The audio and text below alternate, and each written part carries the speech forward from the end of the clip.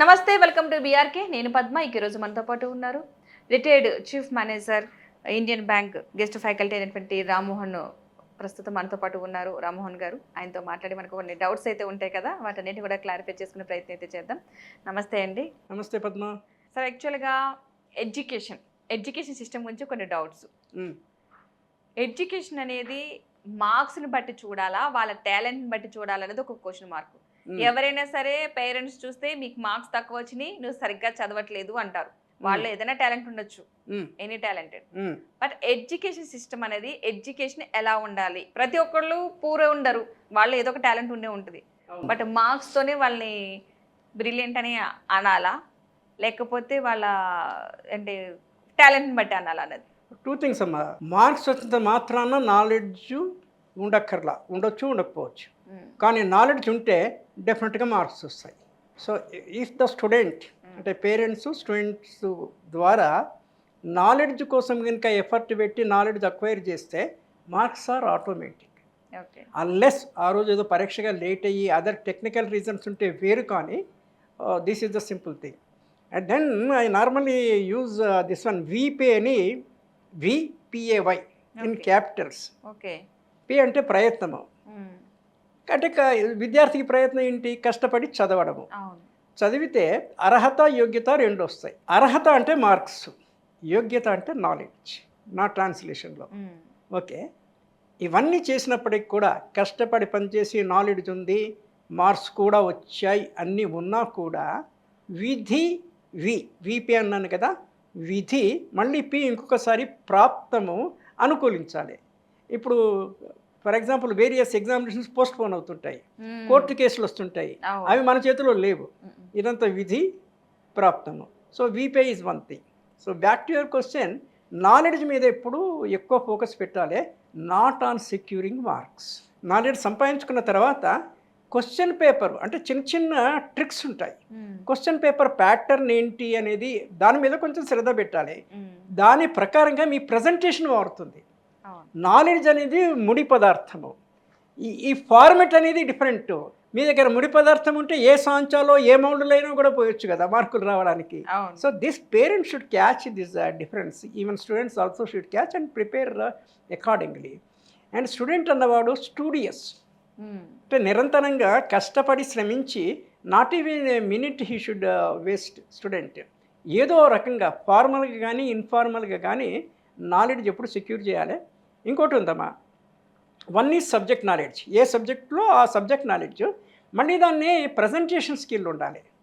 ఆ presentation skill is in 3 forms. Reading skill, ఎక్కడైనా చదవమంటారు, మాట్లాడమంటారు, రీడింగ్ స్కిల్ ఉండాలి, రైటింగ్ స్కిల్ ఉండాలి, స్పీకింగ్ స్కిల్ ఉండాలి. ఇంటర్వ్యూలో ఇవన్నీ పనికొస్తాయి, ఎగ్జామ్లో ఇంటర్వ్యూలో కలిపి ఇవి పనికొస్తాయి. So this is the thing, the relation between the marks and the knowledge. Okay, నిజంగా. ఎందుకంటే ఇప్పుడున్న చదువుతున్న వాళ్ళకి ఎక్కువగా స్టూడెంట్స్ అనుకుంటూ ఉండొచ్చు, మార్క్స్ మార్క్స్ మార్క్స్ అంటున్నారని. అండ్ మార్క్స్ సార్ ఓకే, మీకు నాలెడ్జ్ ఉన్నప్పుడు మార్కులు ఆటోమేటిక్ వస్తాయి కదా. లేదు కాబట్టి రావట్లేదు. అట్లనే we have to read that way only.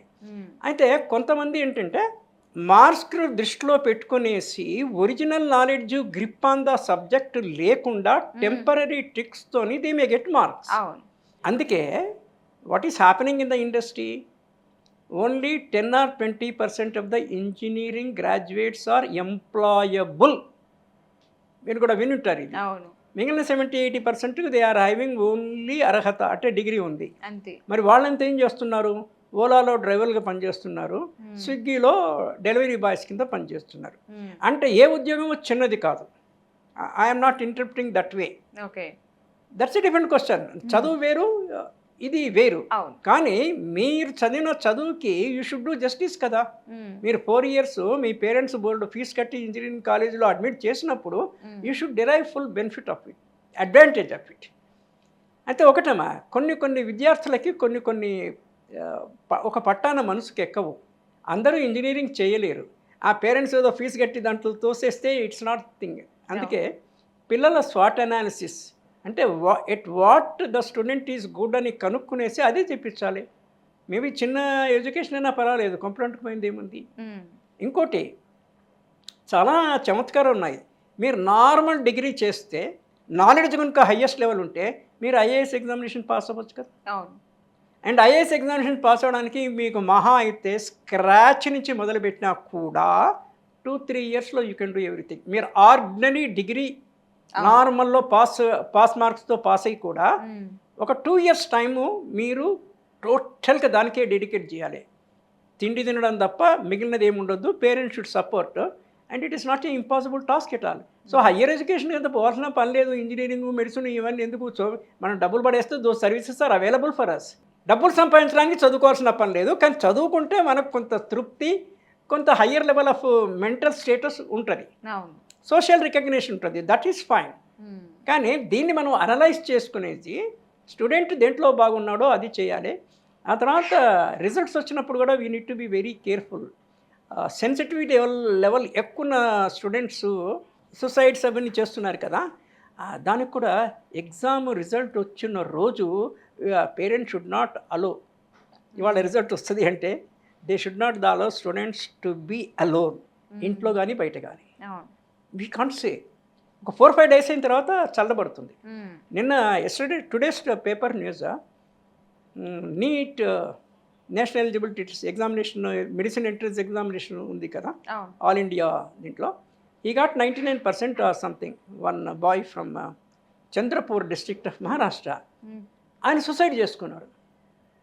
The reason ఏంటంటే పేపర్లో వచ్చింది, ఎంతవరకు ఫూర్ అనాలిసిస్ ఇన్ఫర్మేషన్ మన దగ్గర లేదు. He does not want to do medicine. ఎవరు చేయమన్నారు? చెయ్యకు, చావడాల్సిన పనేం లేదు కదా. అవును. సో దిస్ ఈజ్ అంటే ఇదంతా మనము కొన్ని సమస్యలు అంటే ఫ్యామిలీ ఒక యూనిట్ కింద ఉండాలమ్మా.